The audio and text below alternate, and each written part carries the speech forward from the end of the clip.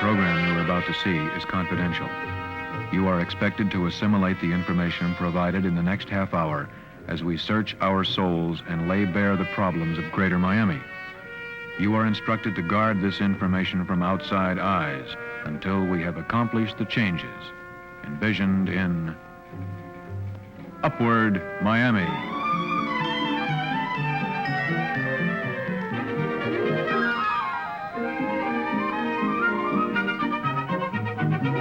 Greater Miami is a metropolitan area meaning home and a place to work to more than 1 million people.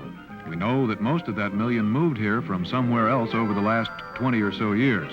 And we'd like to say this phenomenal population growth was due to the fact that Greater Miami had a well-conceived development plan firmly executed by far-sighted leaders.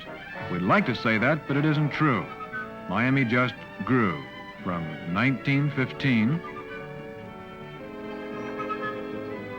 to 1925 to 1965. And it's still growing. 27 municipalities and a county government. That's Greater Miami, moving in 28 directions at once. To whom do we look for coordinated planning and guidance? How about the Chamber of Commerce?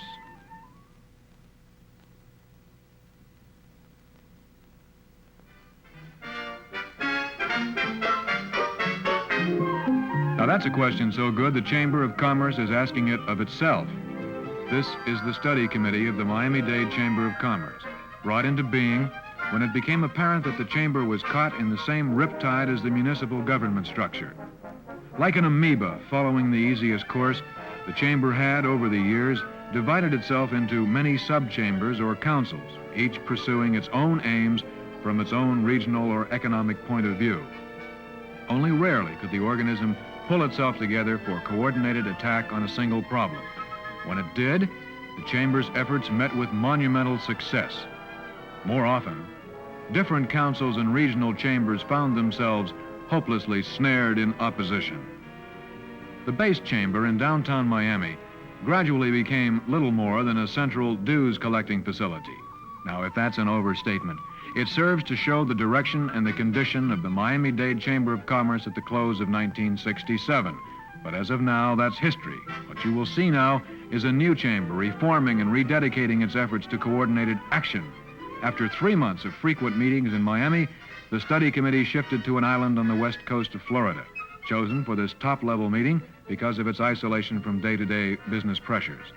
At the Marco Beach Hotel, some 30 Miami area business leaders, representing a cross-section of the community, met with 3 out-of-towners, 3 men who led action groups to reform the images of their own cities. It is said we human beings rarely profit from the mistakes of others. Can we learn from the successes of others and our own mistakes? Yes, if we keep clearly in mind what community problems we are confronted with and how urgent is their solution. City planner Konstantinos Doxiadis tells what can happen to Miami. What sort of city do you think Miami can become? Either a very ugly city, which you will abandon very soon in the next 10 or 20 years if you let trends continue as at present. We can be sure it will be a great failure. It will be a wasteland and nobody would like to carry business there or to live there. Crime will be in control of the streets. Or, if such plans are implemented, these trends can be reversed and it can be a very important central city. The study committee is studying ways to change things. First, change the chamber, then let the changed chamber change Miami. The needs are known. A survey of the membership indicated that priority action was needed to dramatically uplift the sagging downtown area of Miami.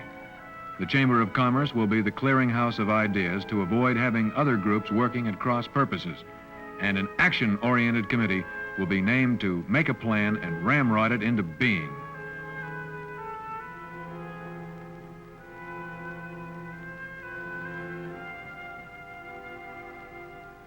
Mayor Clark, how can the Chamber of Commerce help in the revitalization of the downtown Miami? Well, you know, what's happened in the past, government hasn't taken an active part in downtown Miami, and this is over a period of 20 or 30 years. with the new ideas that the Chamber of Commerce, the new Chamber of Commerce has and has an opportunity to develop among the business interest and governmental leaders in our community, we believe that this might be and will be the catalyst that it takes to redevelop the great city of Miami. You think this might implement the Doxiadis plan? I'm sure that this will be a very far-moving catalyst to make this a reality. Of course, you know, it takes the participation of government and business leaders and the Chamber of Commerce primarily to make any plan in downtown Miami become a reality. Of course, we have much history of this throughout great cities in the United States like Hartford, Connecticut, Pittsburgh, Pennsylvania, Akron, Ohio, and even Philadelphia.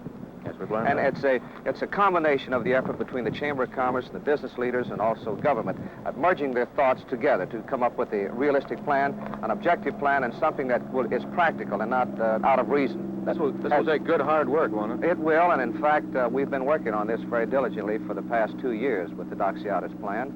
We feel that this great city that we're standing before at the present time has much to offer for not only the business people, but for the governmental leaders and for every person in the field.